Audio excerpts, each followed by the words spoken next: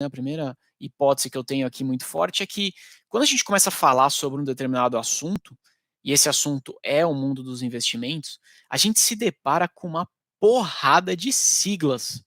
É CDB, LCI, LCA, CRI, FIIs, ações. Você começa a jogar um monte de sigla, né? Taxa Selic, PCA, e aí a galera já começa a falar: meu, o que que é esse monte de numerozinhos, letrinhas, o que que isso quer dizer? E aí já começa a rolar um medo de que isso talvez seja um negócio muito complexo.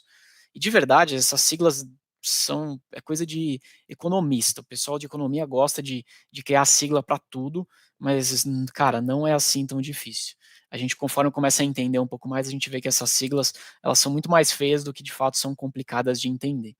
E a segunda crença que eu tenho que afasta os investidores a de fato conseguir mergulhar nesse universo e cuidar melhor dos investimentos, está relacionada à falta de contato que a gente tem com esse tema na nossa infância.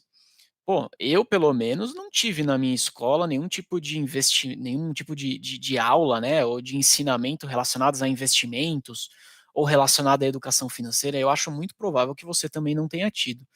Então não é um assunto que a gente tem contato desde que a gente é pequeno, a gente tem contato na escola, e de verdade, grande parte de nós também não temos contato com esse assunto em casa.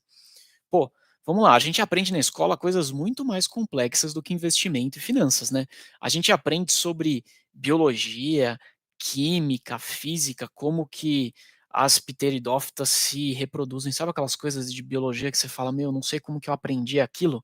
Você tem que entender qual é a diferença de um tipo de pinheiro e como que ele se reproduz versus uma outra planta. É muito louco, né. Mas a gente aprende essas coisas, ainda que elas também tenham termos muito difíceis, assim como o investimento, por exemplo, acaba tendo alguns. Mas, pelo fato de a gente não ter tido contato na escola e também não ter tido contato em casa, a gente acaba não aprendendo sobre esse assunto e criando uma barreira, de fato, e achando que isso é muito complicado, isso não é pra gente. Essas 2 crenças que eu comentei com você, né, o fato de ter muitas siglas e usar termos complicados e o fato de eu não ter aprendido isso desde pequeno na escola, ou ainda a gente ter pouco contato em casa, isso faz com que a gente acabe se afastando sobre esse tema. Isso aconteceu comigo também. Eu demorei para começar a estudar e entender mais sobre investimentos. E que de fato, essa demora acabou me levando a tomar decisões que não foram decisões boas para o meu dinheiro. E que são decisões que eu de fato me arrependo de ter tomado.